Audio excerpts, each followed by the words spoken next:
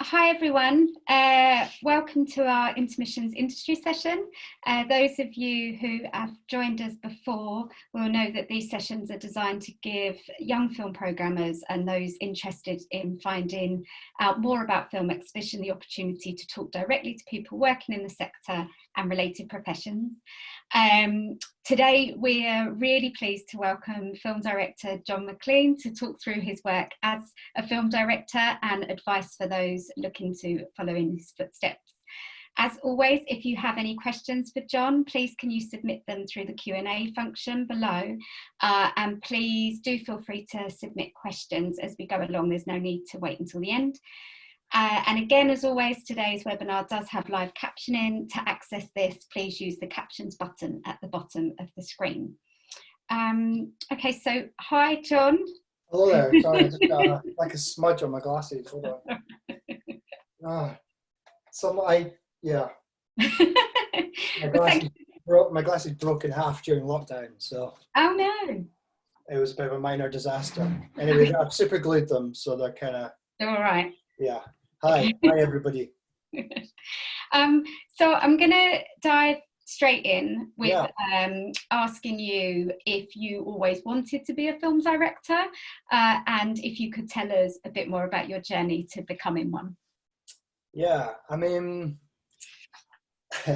yeah, when I was a kid, I had a local video shop in Scotland that just had about 20 videos in it, and they were all kind of like Die Hard, Predator, Rambo, and Terminator, and because they were the only films I was watching, I kind of fell in love with all those films and watched them again and again. And then when I went to art school, I started working in a cinema called the Cameo Cinema in Edinburgh, and slowly over the years kind of started seeing more and more films that were kind of, I suppose it was still kind of cult films, but films like The Good, the Bad and the Ugly, and I still saw them as something like I couldn't make a film. That was something somebody else did. And then I started doing late night double bills in the Cameo, which was working every Friday, Saturday night, watching, and we always got to watch a film. And then in about 1990, 1991, Tarantino came with Reservoir Dogs to the cinema and did a talk, and it was kind of a revelation, because he just started talking about those kind of B movies that I liked, and for the first time I sort of started thinking I could pick up a camera and maybe I could try and do something. I think until then at art school it was quite intimidating, because a lot of my fellow cinephiles all liked really deep European cinema of the time, like Three Colors, Trilogy, and so. And I sort of wasn't mature enough for those kind of films. So I just thought there's no way I'd go into film or be involved, you know. And I suppose I thought I was just a fan of films. But then, yeah, slowly, that Quentin Tarantino thing was quite an eye-opener, actually. And then it wasn't until a few years later until I finished my art degree and I was involved in music, and I started making music videos for the band I was involved in, that slowly I started realizing that there was something called a director, and it was something that I was very comfortable doing, actually. And it started with zero budget, little DV cam, filming my bandmates in silly situations. And then sorry, I think my child's making funny noises. And then, yeah, it just slowly grew over the years, making music video after music video for my band and for one or two of my friends' bands, and still never really having the confidence to even make a short film. But the music videos were becoming more and more like short films. They were becoming like, I kept stopping the music and adding dialogue, and they were kind of becoming more story structured. And in the end, it was kind of almost frustrating having to put the band's music in. So I did start writing then as well, writing little short films. And then when the band split up, I thought, right, I'm going to make a short, you know. And it wasn't so easy. I can talk about the going into the industry now or later if you want, but it took a good while to sort of crack even finding anyone else in the film industry. And what was the first short that you made? Well, I mean, I made lots of music videos that were kind of a mixture of music videos and short films. They were really silly and spoofy and sort of like a samurai thing or a Mad Max tribute. But the first film that I would consider a proper short film was a little film called Man on a Motorcycle, which I shot on my mobile phone in about 2007. Right. And I thought, since I'd made all these crazy music videos, that would be my ticket into some sort of film world, but it didn't happen. And you know, I'd try and pin down anyone I knew in the industry and say that I wanted to try and get to the next step, and I wasn't getting anywhere until I realized I just had to try and make my own little short. Yeah. At the same time, I got an extraordinary stroke of luck when I met someone who was an agent, an actor's agent, and I sort of befriended him and said, help me. He happened to represent Michael Fassbender. Great. And he showed Michael all my silly little short films, and Michael was the first person actually in the industry to sort of see something in them and say, I'll give him a day of time. So I managed to get Michael for one day for this mobile phone video called Man on a Motorcycle. And I spent quite a lot of time writing it, quite a long time devising it.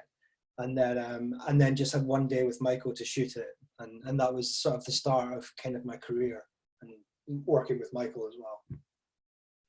And from there, did you go straight on to making Pitch Black Heist? I did, yeah. I mean, I finished Man on a Motorcycle, and I mean, yeah, I suppose I devised Man on a Motorcycle around the fact that I had Michael for a day. So I managed to shoot with my friend who was a motorcycle courier. I made sure the helmet was sort of tinted. And hold on, I'm just going to go and quiet my child down because it's really...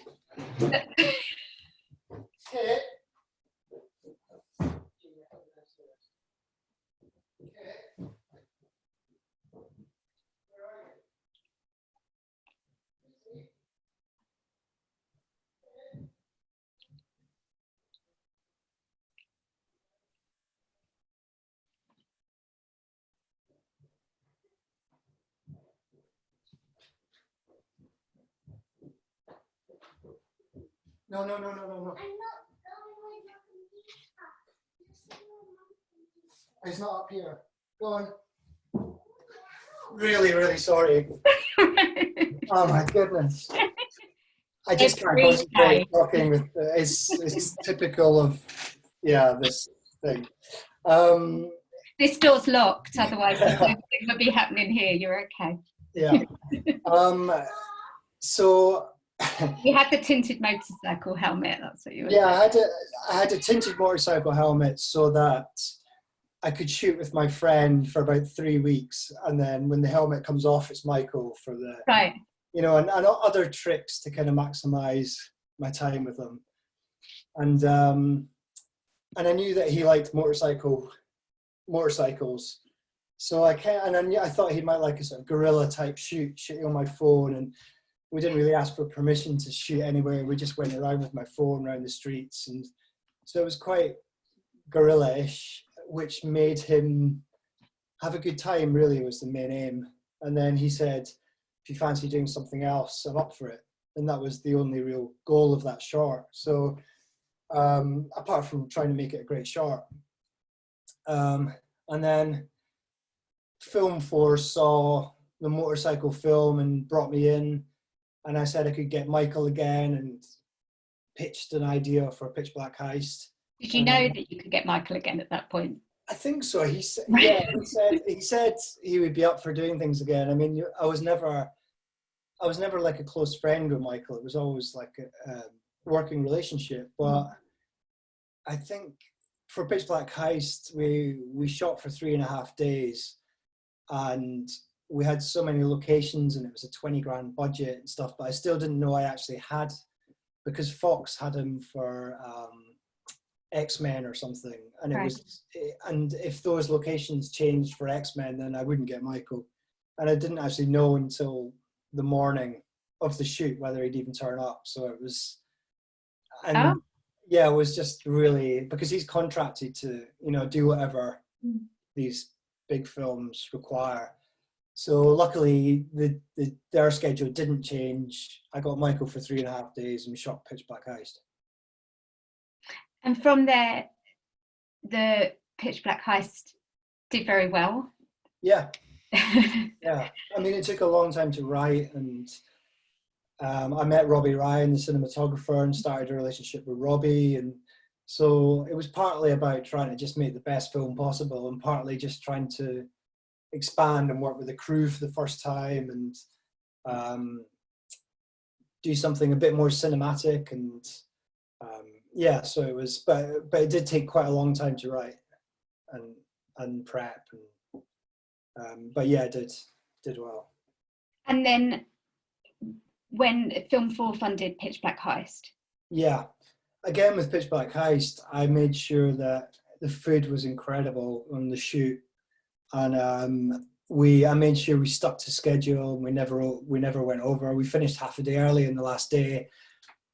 I devised that by kind of keeping the locations and it was just one pub and pitch black. So it meant that we could do a lot of shooting and not a lot of time. And I managed to get 4 days schedule, knowing that I could probably shoot it in 3 days. So we always finished early every day and finished half a day early on the last day. And I think that, in combination with really good food, which is very, very important in this industry, he would want to work with me again, and Robbie and some of the other crew members. And it worked like that. It does work like that. And it did. So I managed to get, a great relationship with Robbie and a great relationship with Michael. And they both signed up for the first feature. Yeah. After that experience, I think. We'll get to this a bit later as well with the distribution, but Film 4 also funded Slow West. Yeah. And they funded Pitch Black Heist, so they were the natural people to go back to and say, I think I've got Michael. If I write a great script, would you develop? I had a good relationship with people that were at Film 4 then, and would you develop my first feature? And of course it was a good relationship, so yeah. And so moving on to Slow West, because I'm sure people have got questions about that. We've been flagging that it's currently on all 4. So after Film 4 offered to fund, and then would they only fund with Michael attached?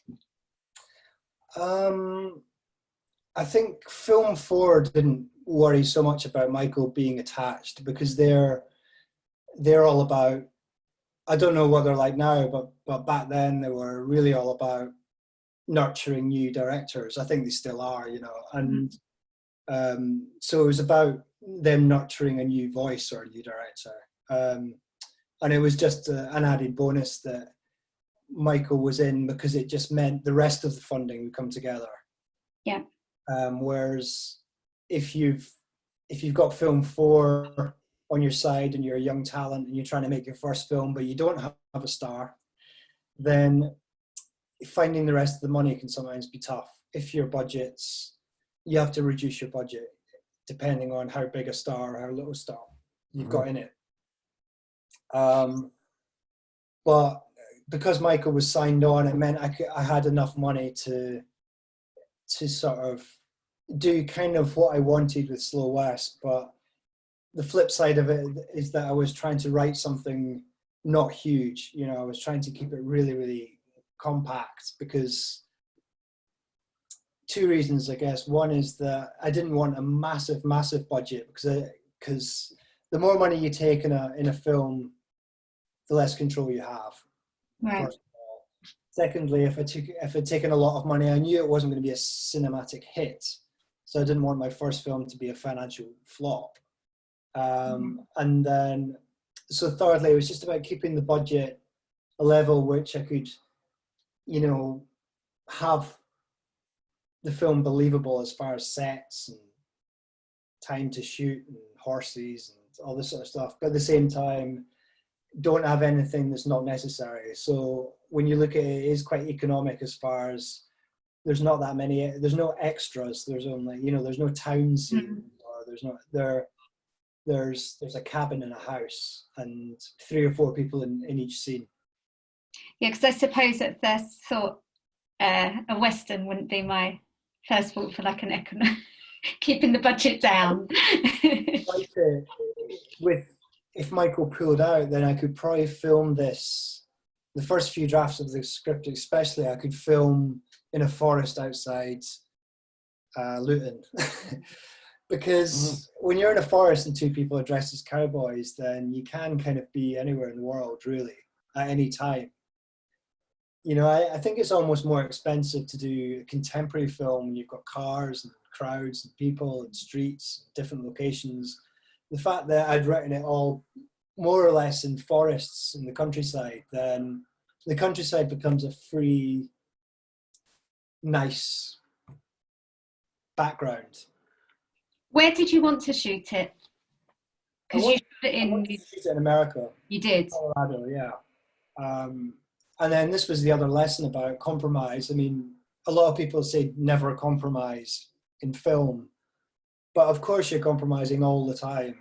And the trick is to always take the most sensible of 2 different decisions, you know. So for instance, someone said, what about not shooting in America because it's very expensive? And then at the same time, Michael, his agent, came back and said, you've only got Michael in November, December, so it's going to be winter in America. And I sort of said, well, go away and come back with some numbers. And, you know, for the same amount of money, I could shoot 30 days in New Zealand in the summer, or I could shoot 20 days in Colorado in the winter. And it just made sense to shoot in New Zealand. And it was a great decision. But, you know, and it is a compromise, but like everything, it's a choice between 2 decisions, and one is more obvious than the other, which way you should go, you choose. And it's, I mean, for instance, I got Ben Mendelsohn, the baddie, for 3 days, and I could have got another actor that wasn't as big at the time for 2 weeks. And that was another, you know, it's a compromise. I'll never get Ben Mendelsohn you'll never be able to make a film in the location you want, with the cast you want, with the crew you want, for as long as you want. So it's always about making these big decisions, what's best, and getting as much information and then deciding. I decided to shoot Ben Mendelsohn for 3 days instead of shooting another actor for 2 weeks, just because I think it would have been, the value was there, you know, in his performance, and I could get it in 3 days. So yeah, that was pretty much directing. It was just like dealing with these kind of situations, really, and choosing the right option, and not just sticking to, I must have it like this, you know. Yeah. I was going to ask, actually, one of our attendees has asked a question that I was going to, which was, he said, when Slow West was released, you said you wanted to diverge from the trend of kitchen sink dramas from a first-time director. If you hadn't gone for a Western, what other genre would you have liked to try? And I guess my question with that would be, why did you go the Western, apart from maybe being able to shoot in a forest? Yeah. I mean, as far as contemporary films, I do love, I mean, Pitch Black Heist was a kind of contemporary noir, but very much influenced by past, you know, noirs of 50s and 60s, and heist movies and black and white movies. But I think contemporary wise, I do like the kind of crime noir genre, kind of thriller genre, all the way to your sort of prison genre or your bank robbery genre. I think heist movies, and I do like to sort of have one foot in kind of some sort of social realism, but also the other foot in some sort of genre. Right. I don't think I could just make. I think I grew up kind of watching a lot of movies and not with any particular hardships that I would want to sort of go into in a kind of kitchen sink kind of way. So it's about being truthful, really. And, you know, I guess I want to merge my love of American cinema and B movies and films that I did grow up with a kid, but also my love of Bergman and Bresson and European art house cinema. And both those, to me, feel, people like Melville, they're both kind of rooted in genre. Mm-hmm. They're not entirely sort of Ken Loach real. So that's just where the truth lies for me, or where I'm comfortable. So yeah, I would definitely go into the sort of, I mean, what I was saying about not doing a kitchen sink first film, it was more just about it not being really truthful to myself, really. It would be a bit fake for me to do that, you know, so so yeah, why not do a Western? Was any of it based on any experiences that you yeah, that's why you have to have both. I think if you just have genre, I think it's a problem why I don't, I mean, I mentioned Tarantino earlier, and I do love aspects of his work and his earlier films, but I think that if you're just in genre completely, then sometimes you're missing an element of what's personal and what's sort of, so I think if you're just rooted in the history of cinema, then you almost just start making films about cinema, and it's like making art about art. It's just not so interesting. So, I mean, with Slow West, I traveled America when I was 18, 19, you know, with wide open eyes, and, you know, like, I obsessed by America and traveling it. I kind of always fancied older girls that didn't fancy me back, which was what the character kind of does in a really basic way. And it was just those two things taken to an extreme, you know, like a guy that is idealistic and chases this girl all the way to America that it's not necessarily that fancies him back, but that isn't right for him, isn't suited. They're not suited. And at the same time having that kind of dreamy, romantic view of America, you know, open space and starry skies. And then also adding my cynical view of America and the way that Native Americans have been treated, and African people fighting in the Civil War were treated afterwards, and but never sort of doing all this head on, but just always trying to suggest my thoughts about all that as well. I think you can see that with the film as well, because even though it is this timeless tale, if you like, of this guy who loves a girl who doesn't love him back, but there's also a lot of details in the film that I think you don't see in a lot of other Westerns. So there's small details of almost like the practices and practicalities of like living in or moving through the West. And I'm curious how much research you did on that, because there was lots of different elements. Some only mentioned briefly or shown briefly in there. Yeah. I mean, I think the main research came from reading books that were written at the time of the West. I think if you read the history of the West, you're just going to get a mythologized version, you know. So, but reading books by Nathaniel Hawthorne and Mark Twain, and the main one was actually Laurel Ingrid Wells, if I got that, it's been a while, but she wrote all the Little House on the Prairie books. Right. And there's about 12 of them or something, and they were actually the most useful because she really goes into the detail of life on a homestead and what it feels like for a Native American to wander through your house one afternoon, or what it feels like to suffer a winter there, or even travel, or, you know. So I think those books were really great when I was writing. And then watching films, but, you know, watching a lot of Westerns, as much to sort of what to do as what not to do, you know. And I mean, I'm a fan of Westerns as much as any other genre, but I'm not like a huge fan of Westerns in particular. I mean, I do love the Sergio Leone ones, but unfortunately, I think the Sergio Leone ones are so good in a way I didn't want to even be influenced by them or by Morricone's music, or because it's just, I mean, Tarantino does it, but it's just somewhere that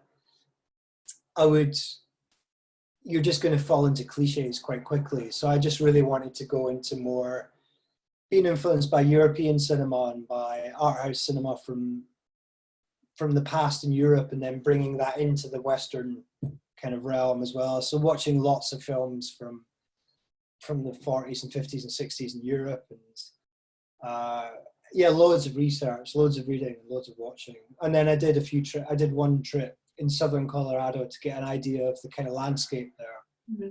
The sort of, which is a mixture between the sort of hot sandy plains, but also quite mountains with a lot of flora and green, you know. And I think people immediately assume Westerns should all be kind of on Monument Valley type. Yeah. But when you actually read real life in the West, you know, it was Montana, and it was much more green, kind of, you know. And the reason why that is the Western is because it is near California and near Hollywood, and just easier to shoot there. But yeah, and also talking about realism and life, I just always thinking that at the time America was full of travelers and people from Europe.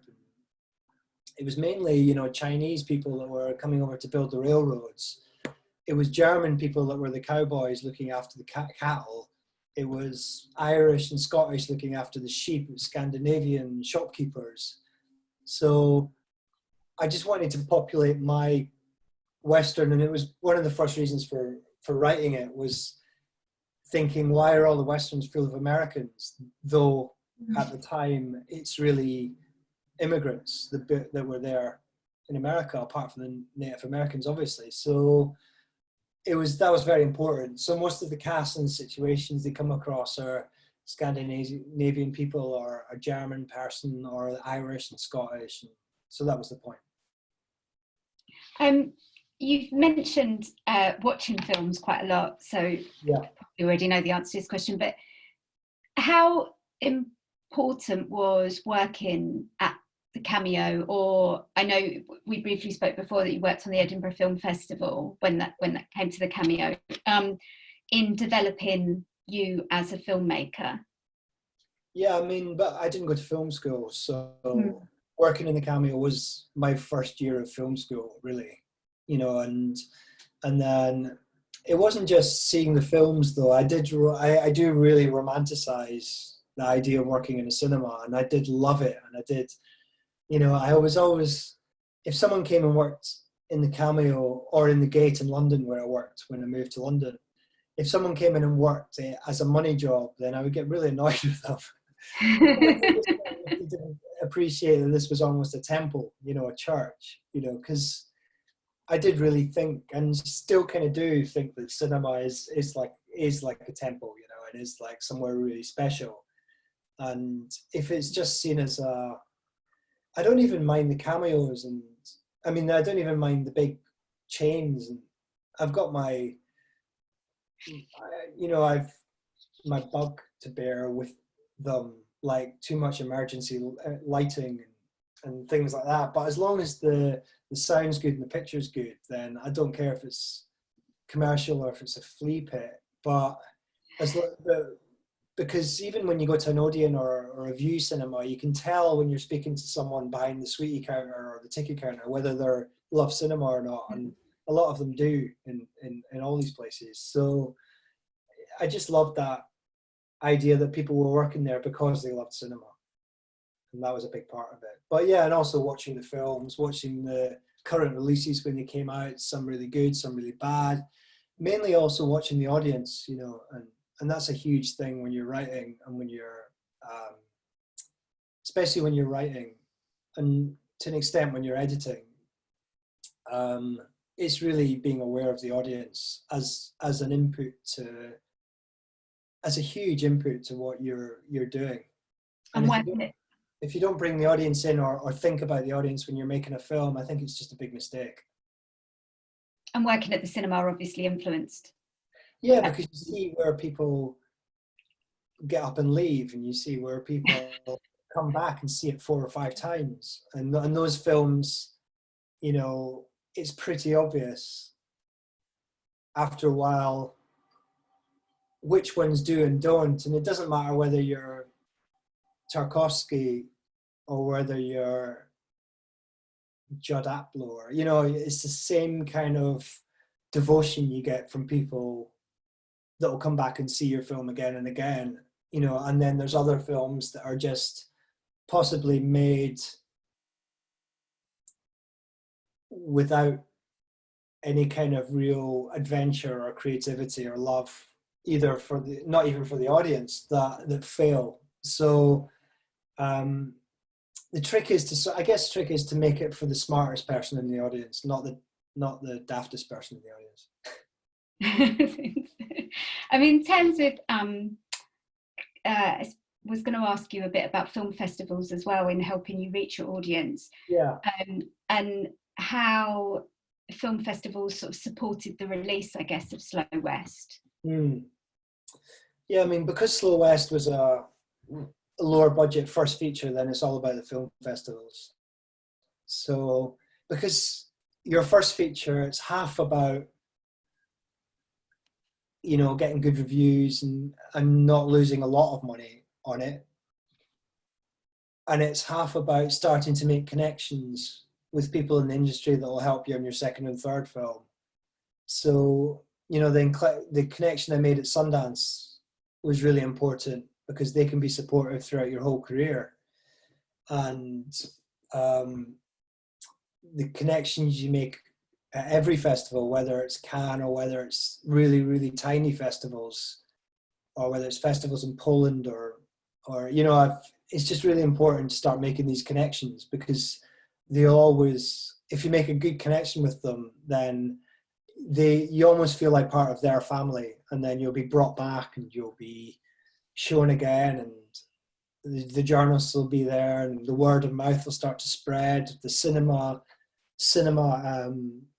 people that buy the films are there, you know, so it's so important. How long, for some of the people that are young film programmers working on festivals or as well as cinemas, how involved were you on supporting Slow West through that festival circuit, and how long did the circuit last? How many different festivals did you go to with the film?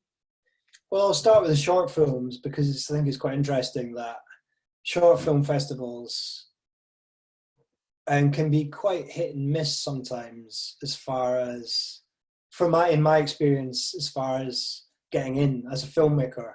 I mean, Man on a Motorcycle didn't get in any film festivals until it's my very last, and I spent more money trying to get into film festivals than I did on the film.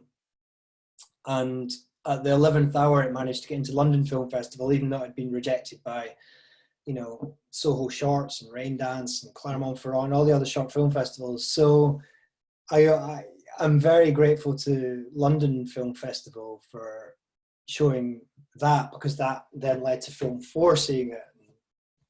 But I wouldn't take getting into film festivals, I wouldn't sort of either rely on it or think that it's any good or bad as far as your film. I mean, because when I made Pitch Black Heist, for the first few months, it didn't get into festivals either. So refused to Sundance, didn't get into Clermont-Ferrand, and the same pattern was happening again. And I just thought, this is ridiculous. And it's not since I've sort of, then London took it again. So it's again about relationships. London showed Man on a Motorcycle. So London took Pitch Black Heist, and then obviously once you're into one major festival, you get offers for other festivals. You don't have to start applying and paying. And I think you can bypass some people that might be watching it kind of not quite knowing. But I found the whole thing quite dispiriting in a way, short film festivals, personally.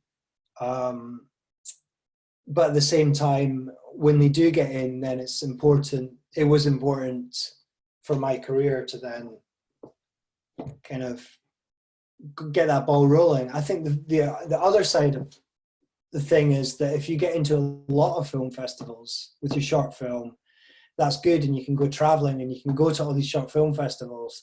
And if you want to make another short film, then that's a great thing to do, because you're meeting people in the short film world, you're meeting commissioners, short film commissioners, you're meeting short film people that might monetize it, and you're meeting other short film directors and writers and maybe crew that you could work on with. I think if you've made a few shorts and your plan is to make a feature film next, then don't bother going around the short film festivals. You should really be writing your feature film, or because the worlds don't cross over so much, you know. I think like you would have to be lucky to meet a feature film people at a short film festival.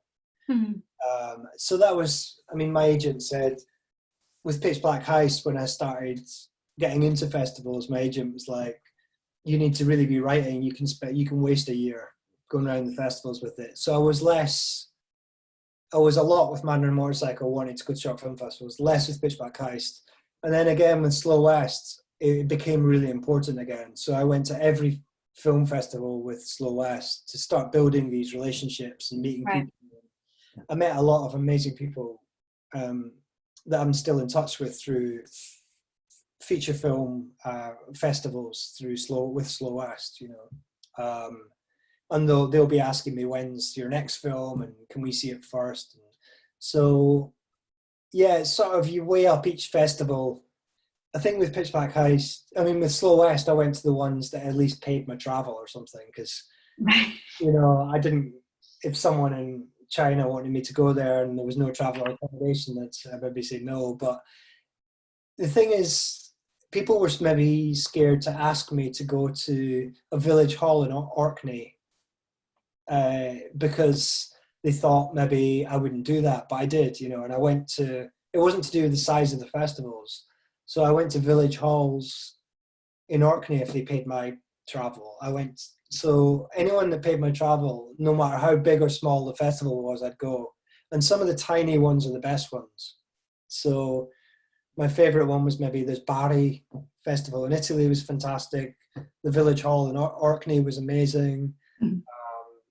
Sundance was amazing.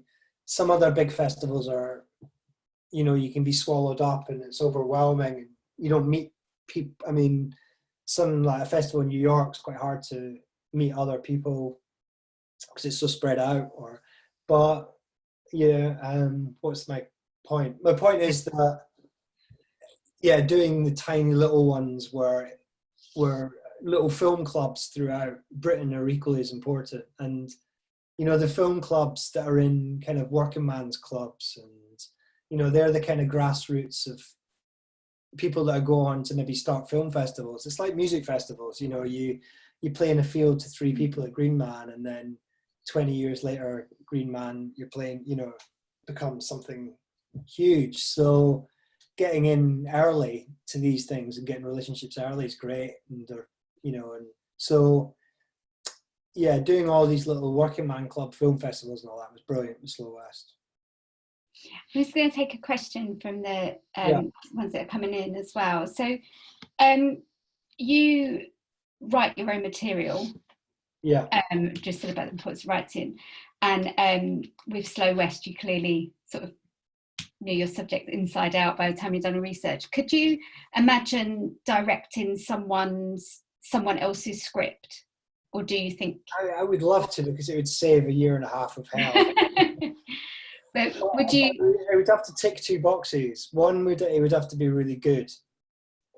And secondly, it would have to chime something I was interested in that I could find truth in, you know? So I don't think I could do, unless I could connect to something that was maybe like a kid growing up on a council estate that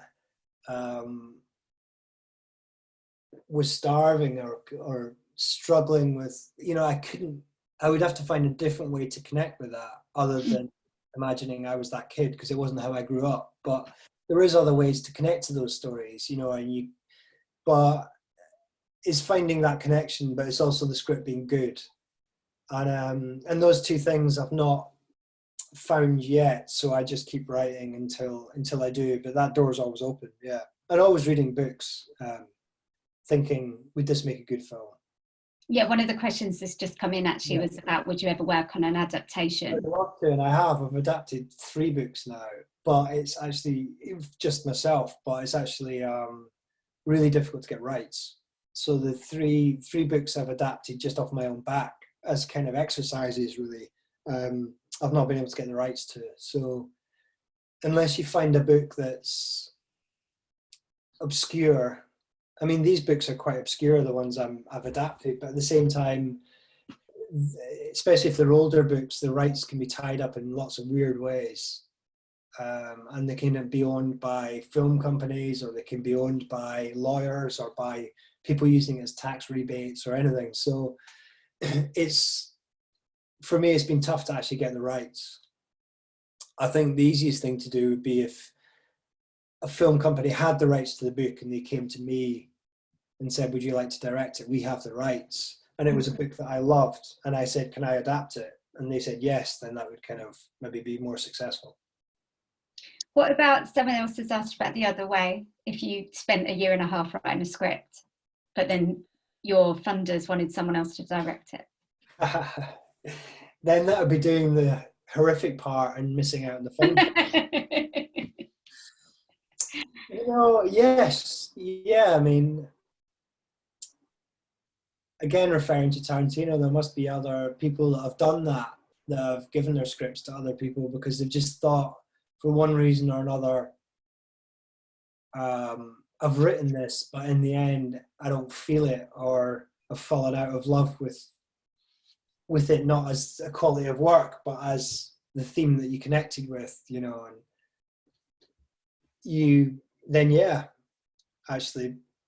I wouldn't deliberately start off doing that. I wouldn't deliberately say, right, I'm going to just write a script. But if I wrote a script and then suddenly felt that I wasn't the right person to do it, then perhaps. But it won't really happen, because the way I write scripts is so visual, and I'm already gathering, while I'm writing, I'm gathering soundtrack options. So I've got a folder with 300 songs. I've got different folders for costume, set design, actors, characters, shots, camera angles, from all the films I'm watching, and screen grabs, thousands and thousands and thousands of shots, all built up in all these different folders while I'm writing that. And then I start storyboarding. So if I did give my script away, I would have to give all that away too. And I think someone would be a bit like, wait a minute, what's my job here? You've kind of directed it. So yeah, the directing starts when you start to write. That's when the directing starts. I've got a couple of other questions that came in about Slow West, and going back to the location.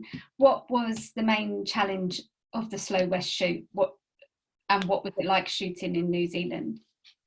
I mean, it was an amazing, there would have been more challenges in America, and it was an amazing thing to say yes to New Zealand, and it working out so well, because the crews were fantastic in New Zealand. They're all really up on it. They've grown up on cinema through Lord of the Rings, really. And as long as Peter Jackson's not shooting, then you're getting Oscar-winning crew members for not very much money, because they want to be doing stuff between the big stuff. And the landscape ended up being more like the script than the landscape probably I would have found in America, even. So things like a rock with like a gap through it that they ride through, and a skeleton gets stuck in, and all these things that were just there. We didn't have to move. We could just base ourselves in one place and get to all these different locations. I loved it there. Totally loved it there. And So I'm trying to think of any negatives and challenges. I mean, the challenges for me came in the edit, actually, because I storyboarded it really strictly, and because we didn't have much time, and because most of the shots are static and there's not like lots of crazy handheld footage, then I didn't shoot a lot, you know, and in the edit we didn't have that much to play with, you know. I basically just shot the storyboards, so, and little else. So we had a bit of a struggle now and again, which I wish I'd shot a bit more, but we just didn't have the time. So the reason why the light's so amazing and Robbie's camera work's so great is because we shot less, and we set up each shot, waited for the light, and got each shot right, and just did 1 or 2 takes and then moved on. So again, it was, what's best? Is it best to have loads of footage and some of it's good, or is it best to have less footage and all of it's great, you know? And yeah, just daily challenges of interviewing actors and saying, can you ride a horse, and them saying yes, and then getting on set and they can't ride a horse. In fact, they're scared of horses, and they just, of course they're going to say yes to get the job. So those kind of challenges, but yeah, it was really good. Really, a lot. And what would you, well, this question says, what would you make sure you do differently? I think get a little bit more coverage, even if it's someone walking into the shot and then walking back out at the end of the scene, because then at least if you switch that scene to somewhere else, then you've got entrances and exits, especially when it's a road movie and you're always moving, you know. It was or even,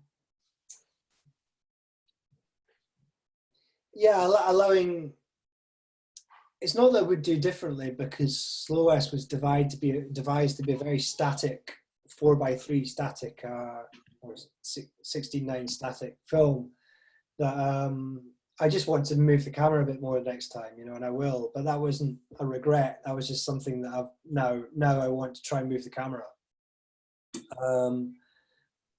And yeah, a lot. I mean, you learn just so much dealing with actors. I learned a lot in directing Slow West that I used writing the next film.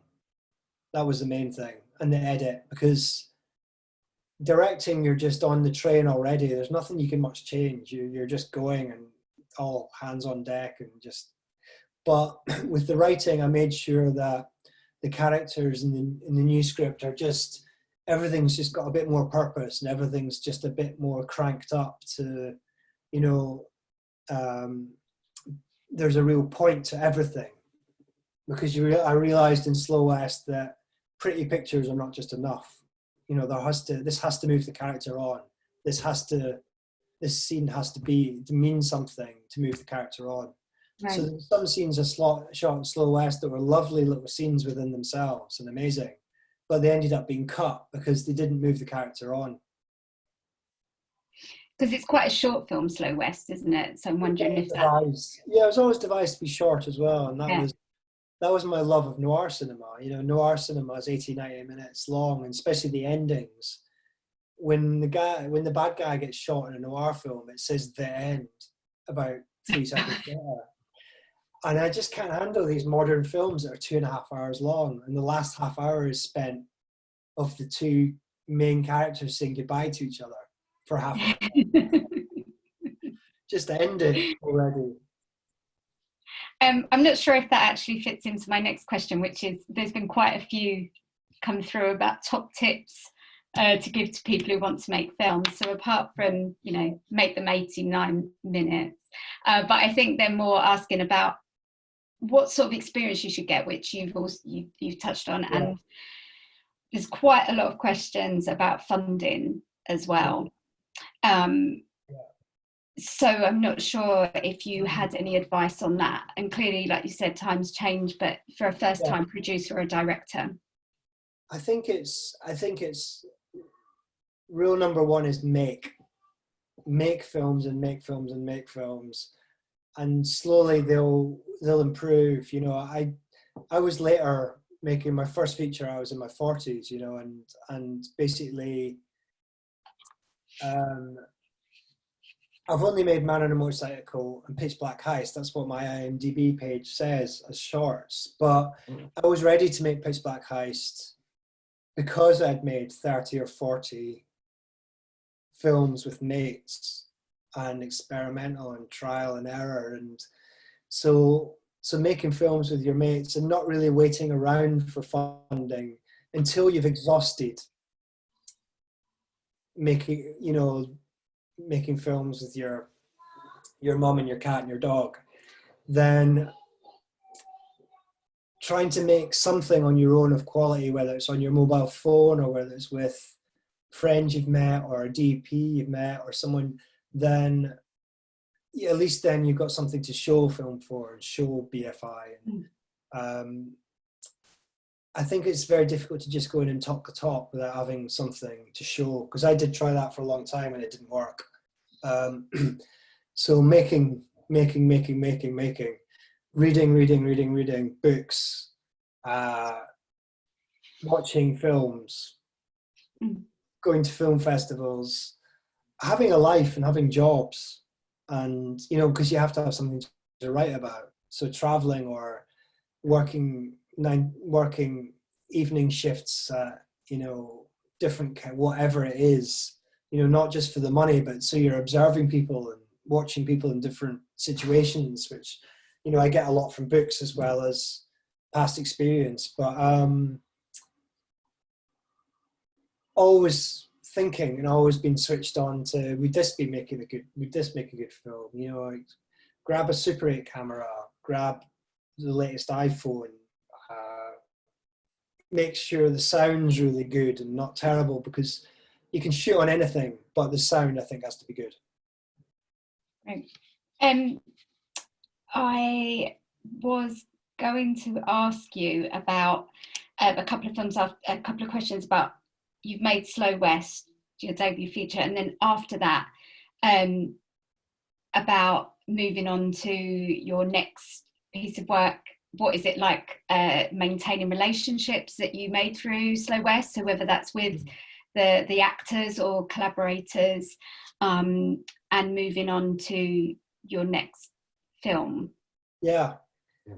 I think one slight problem with the industry as far as BFI, Film 4, BBC, some film festivals, is that people move jobs and you can build up a relationship with people and then they move and you either have to go to where they are now or you're almost back to square one with that company, you know. And so that can be tough for people that, you know, I made a lot of stuff for Film 4 and then a lot of people moved away and I have to try and build relationships again, and maybe they've got a different remit or different directors they're interested in and that door closes, and so that can be tough. And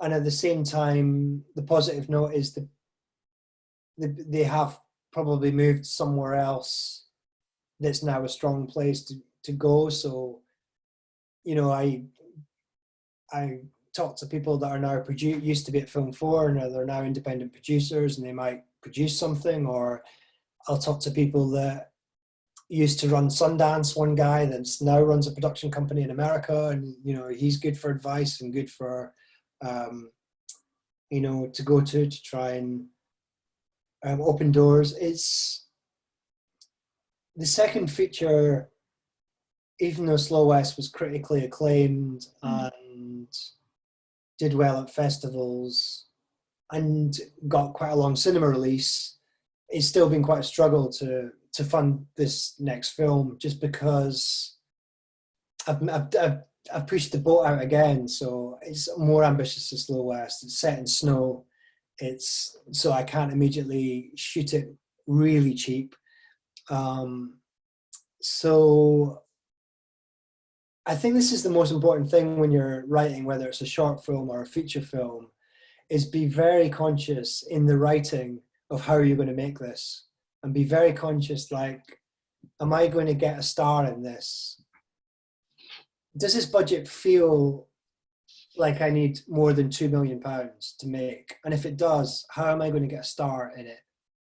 And if it doesn't, then, you know, because stars are hard to get to your film, so make it for less than £1 million, and then you don't need to rely on stars. And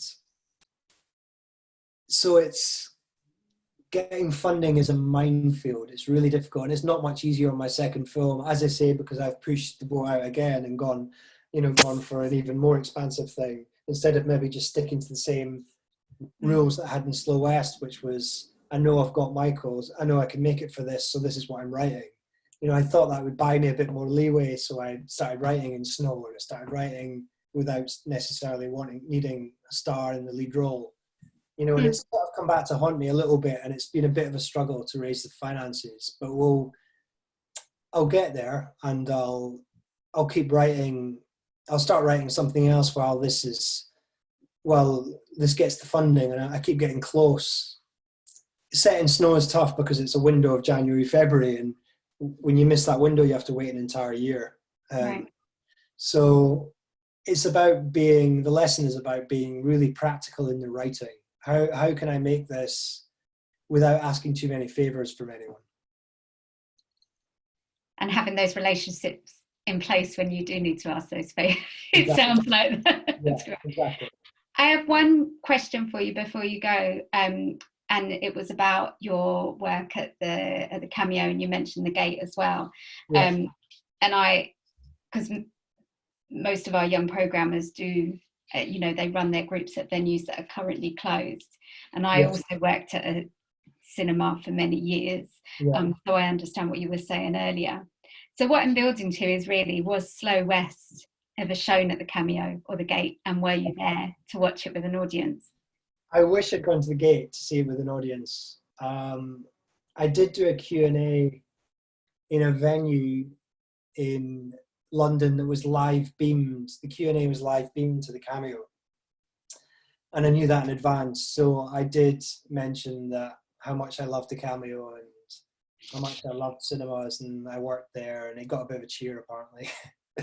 But that was the dream, to walk into the Cameo and it be shown there. For sure, that would have been the dream. I wasn't up in Edinburgh when it was playing, unfortunately, but yeah, I did. Yeah, I must have been on in the Gate. I'm not sure actually.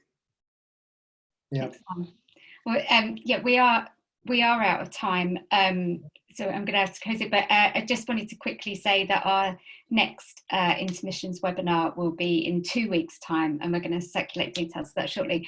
But thank you so much for joining us today, John. It's been great, and it's been really wonderful hearing how important cinema, particularly the Cameo and the Gate, have been for you. Yeah. And sorry about that interruption as well, a bit of a blank screen for a minute. Oh no, you're right, fine. Don't worry. I think we've all been there during lockdown. But yeah, thank you. Good luck, everybody. Yeah, it's a real pleasure. Thank you very much. Thanks, John. Bye, everyone. Bye. Bye.